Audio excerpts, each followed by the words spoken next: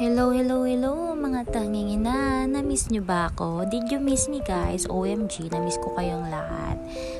Kinakaya pa rin naman ng ating cellphone na mag-try tayo pa rin na mag-mini vlog.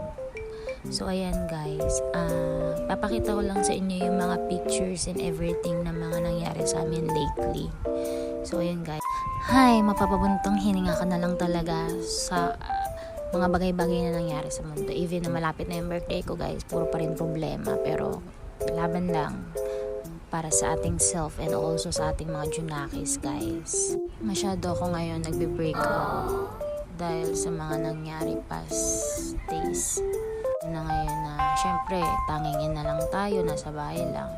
Marami tayong disappointment sa buhay natin. Gustuhin po natin na magtrabaho or anything, pero wala tayo kasing magawa kasi kailangan natin na sa bahay lang talaga para sa anak natin. Kailangan po kasi natin is lumaban lang tayo ng patas and maging strong lang tayo everyday and pray to God kung ano yung will niya.